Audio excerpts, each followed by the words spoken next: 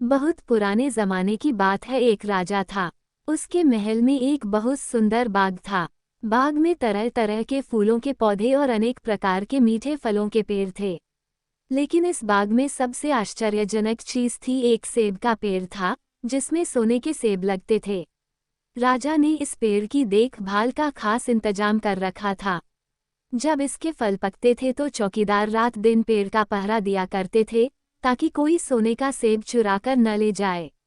लेकिन एक दिन की बात है कि बाग के माली ने जब सोने के सेबों को गिना तो उसमें से एक सेब गायब था। उसने दौड़कर राजा को खबर दी। राजा फौरन बाग में पहुंचा। उसे ये देखकर बड़ा आश्चर्य हुआ कि देखभाल का इतना पक्का इंतजाम होने पर भी एक सेब किसी ने चुरा लिया। उसने ऐलान किया कि कोई सोने के सेब को चुराने वाले चोर का पता देगा, उसे इनाम दिया जाएगा। सबसे बड़े राजकुमार ने राजा से कहा कि रात में वो पहरा देगा और चोर को पकड़ने की कोशिश करेगा। राजा ने उसको इसकी इजाजत दे दी। बड़ा राजकुमार रात में पहरा देने लगा, लेकिन 2 घंटे बाद ही उसे नींद आ गई और वह सो गया। सुबह उठकर जब उसने सेबों को गिना तो वह देखकर चकित रह गया कि रात भर में एक और सेब गायब हो गया था। इसके बाद दूसरी रात को मंझले राजकुमार ने पहरा देने का काम संभाला। उसे भी नींद आ गई और तीसरा सेब चोरी हो गया। राजा बहुत चिंतित था। दरबारियों की भी समझ में नहीं आ रहा था कि क्या किया जाए। सब लोग उदास बैठे थे कि इतने में सबसे छोटा राजकुमार आया और उसने कहा कि आज की रात मैं पहरा दूंगा और चोर को पकड़ूंगा। राजा इस राजकुमार से खुश नहीं रहता था। वो उसे मूर्ख भी मानता था। उसने उसे डांटते हुए कहा, तुम क्या समझते हो, क्या तुम्हें इसमें सफलता मिलेगी? तुमसे बड़े और तुमसे ज्यादा समझदार दोनों राजकुमार इस काम में असफल हो चुके हैं। तुम जाओ अपना काम करो। लेकिन छोटा राजकुमार नहीं माना। उसने राजा से प्रार्थना की कि उसे एक मौका जरूर दिया जाए। अंत में राजा राजी हो गया। राजकुमार रात में पहरा देने लगा। उसने तय किया कि वह किसी भी हालत में नहीं सोएगा और चोर को जरूर पकड़ेगा। जब आधी रात हुई और 12 बजे का आखिरी घंटा बजा तो राजकुमार ने देखा कि एक सुंदर सोने की चिड़िया कहीं से उड़ती हुई आई और सेब के पेड़ पर बैठ गई। उसने देखते देखते सोने का एक सेब तोड़कर अपनी चोंच में पकड़ लिया। राजकुमार ने फौरन निशाना साधकर तीर चला दिया, लेकिन तीर चिड़िया को नहीं लगा और वह पंख फड़फड़ाकर उड़ गई। हाँ, इतना अवश्य हुआ कि उसका एक सुनहरा पंख टूटकर जमीन पर आ गिरा। दूसरे दिन सुबह राजकुमार ने राजा को सारी बात बता दी और वह सोने का पंख उनके सामने रख दिया। पंख इतना सुंदर और इतना कीमती था कि राजा उसे देखता ही रह गया। उसने कहा, अगर उस चिड़िया का एक पंख इतना सुंदर है तो वह पूरी चिड़िया कितनी सुंदर होगी। मैं चाहता हूँ कि उस चिड़िया को कोई पकड़ लाए। सबसे पहले बड़ा राजकुमार इस काम के लिए रवाना हुआ। चलते चलते वह एक जंगल में पहुंचा। वहां उसने एक लोमड़ी को एक पेड़ के नीचे आराम करते हुए देखा। राजकुमार ने मौका देखकर तीर अपने धनुष पर चढ़ा लिया। वह तीर छोड़ने ही जा रहा था कि लोमड़ी ने चिल्लाकर कहा, राजकुमार, मुझे मत मारो। मुझे पता है कि तुम सोने की चिड़िया की खोज में निकले हो।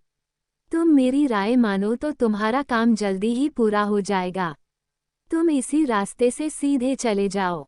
शाम होने पर तुम एक गांव में पहुंचोगे। वहां तुम्हें आमने सामने 2 सराय मिलेंगी। एक सराय खूब सजी सजाई और सुंदर सी होगी, लेकिन तुम उसमें मत ठहरना। तुम उसके सामने वाली दूसरी सराय में ठहरना, जो बहुत मामूली और देखने में भी भद्दी सी होगी। ऐसा करने पर तुम्हारा काम आसानी से पूरा हो जाएगा।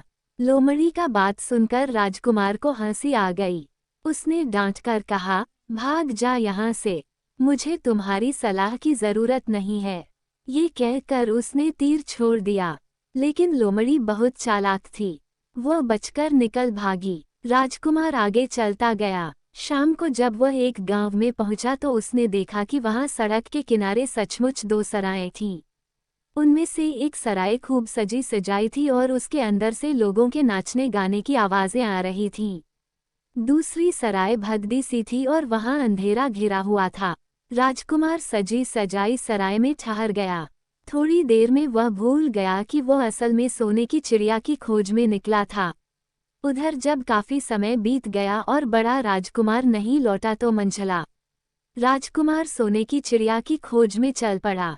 वह भी उसी तरह चलते चलते जंगल में पहुंचा तो वही लोमड़ी उसे भी मिली। इस राजकुमार ने भी लोमड़ी की बात पर कोई ध्यान नहीं दिया। जब वह शाम को उस गांव में पहुंचा तो बड़े राजकुमार की तरह सजी सजाई सराय में ठहरा। वहां के नाच रंग में मस्त होकर वह भी अपना काम भूल गया। यहाँ तक कि उसे घर लौटने की भी सुध न रही। अंत में सबसे छोटे राजकुमार ने राजा से कहा कि मैं सोने की चिड़िया की खोज में जाऊंगा।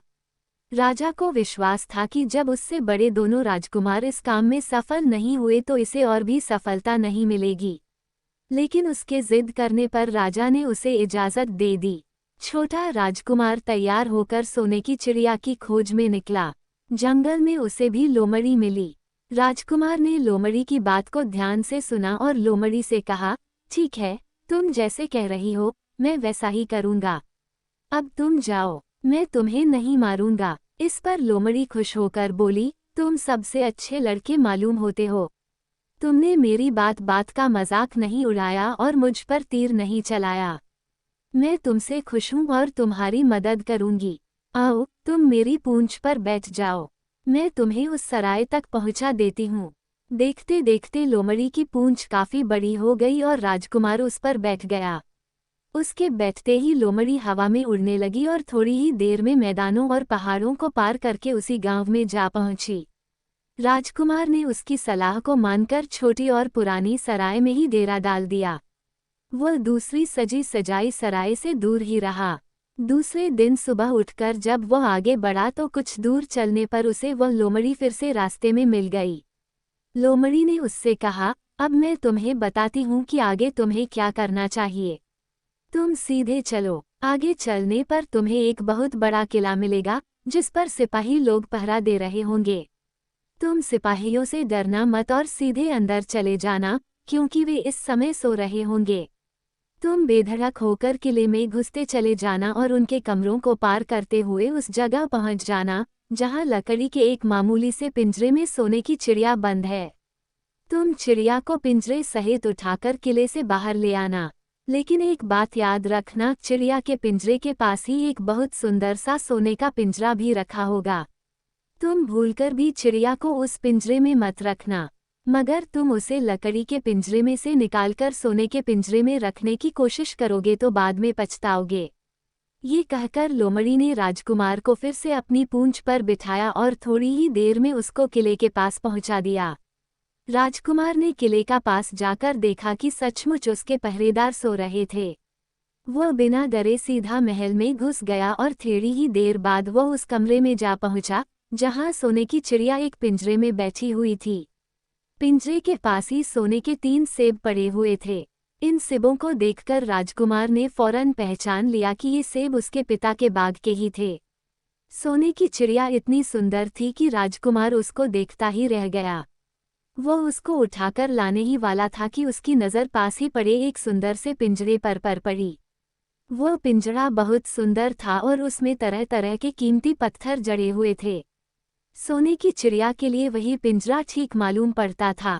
राजकुमार लोमड़ी की बात को भूल गया और उसने सोने की चिड़िया को लकड़ी के पिंजरे से निकालकर सोने के पिंजरे में बंद कर दिया। लेकिन नए पिंजरे में आते ही चिड़िया ने खूब जोर जोर से शोर मचाना शुरू कर दिया। राजकुमार पिंजरे को उठाकर कमरे से बाहर भी नहीं निकल पाया था कि बहुत से सिपाही कमरे में घुस आए और उन्होंने राजकुमार को पकड़ लिया। अब राजकुमार को अपनी भूल का पता चला। उसे याद आया कि लोमड़ी ने उससे क्या कहा था, लेकिन अब क्या हो सकता था। सिपाही उसे खींचते हुए राजा के दरबार में ले गए। राजा के पूछने पर राजकुमार ने सारी बात कह सुनाई। राजा बोला, तुम मेरे महल में चोरी करने के लिए घुसे थे। मैं तुमको माफ नहीं कर सकता। तुम्हें फांसी की सजा दी जाएगी। लेकिन मैं तुम्हें एक मौका देता हूँ। अगर तुम मेरे लिए सोने का घोड़ा ला दो तो मैं न सिर्फ तुम्हें छोड़ दूंगा बल्कि सोने की चिड़िया भी तुमको दे दूंगा। राजकुमार को अपनी जान बचाने के लिए राजा की शर्त माननी पड़ी। अब वह सोने के घोड़े की तलाश में निकला। किले के बाहर जाने पर उसने देखा कि लोमड़ी का उसका इंतजार कर रही है। उसने लोमड़ी को सारी बातें बताईं। लोमड़ी ने निराश होते हुए कहा, मैं अब तुम्हारी कोई मदद नहीं करूंगी। तुमने मेरे कहने के अनुसार नहीं किया। मैंने जिस तरह से कहा था, अगर तुम उस तरह से काम करते तो इस मुसीबत में नहीं फंसते और सोने की चिड़िया तुम्हें मिल जाती। राजकुमार बोला, इस बार मुझे माफ कर दो। मुझसे गलती हो गई। मेरा काम तुम्हारी सहायता के बिना नहीं चलेगा। मुझे राजा ने सोने का घोड़ा लाने के लिए कहा है, वरना वह मुझे फांसी पर चढ़ा देगा। लोमड़ी ने कहा, खैर, मैं तुम्हें माफ करती हूँ। अब तुम ऐसा करो कि मेरी पूंछ पर बैठकर सीधे चले चलो। कुछ दूर जाने पर तुम्हें एक दूसरा किला मिलेगा।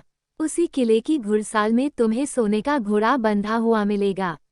महल के नौकर चाकर सब सो रहे होंगे। तुम चुपचाप जाना और घोड़े को खोल लेना।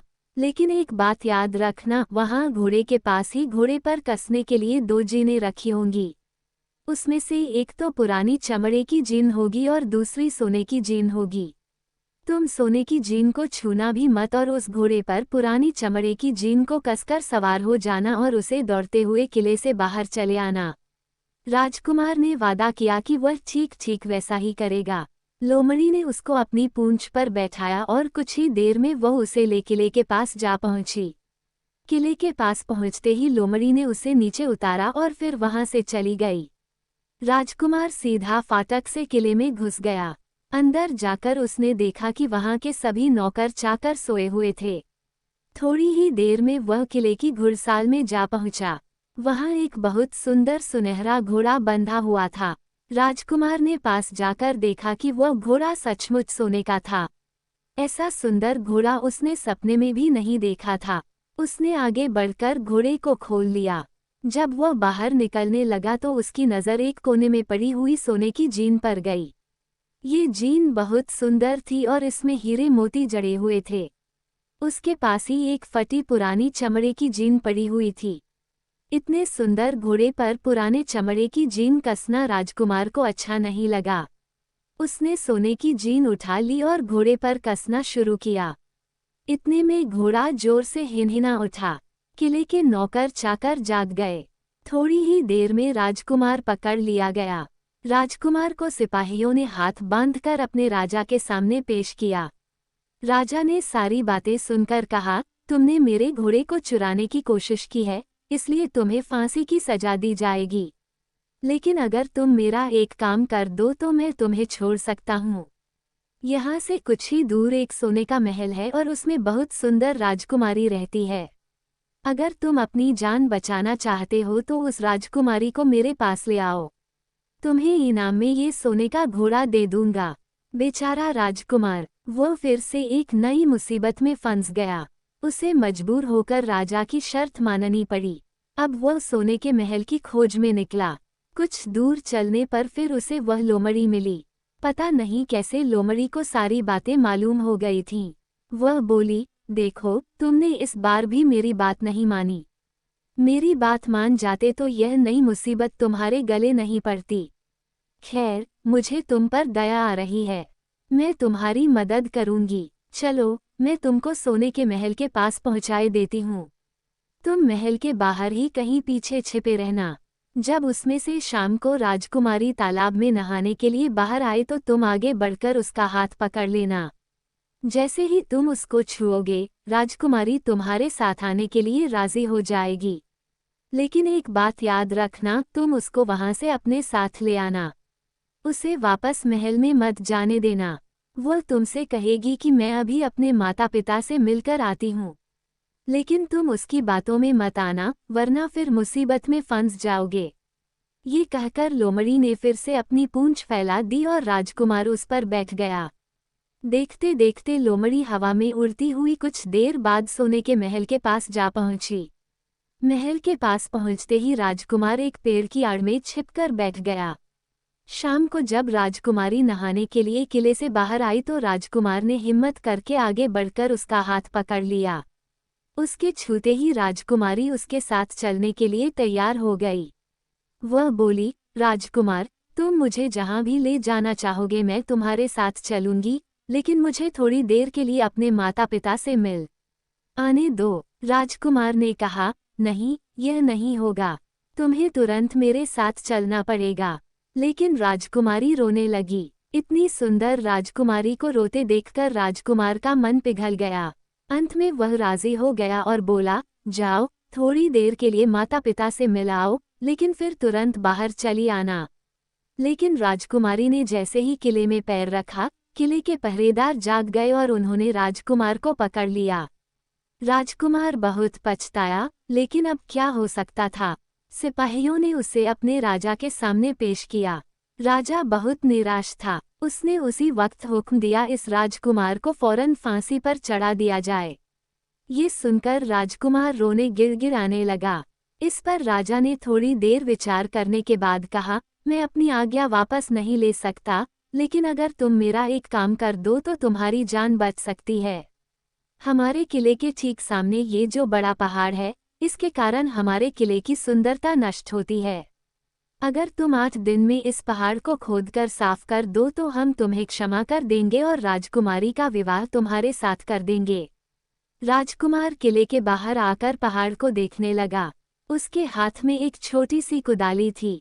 उसकी समझ में नहीं आ रहा था कि इतना बड़ा पहाड़ 8 दिन में वह कैसे खोद सकेगा। फिर भी उसे अपनी जान तो बचानी ही थी, इसलिए वह पहाड़ खोदने लगा। धीरे धीरे 7 दिन बीत गए।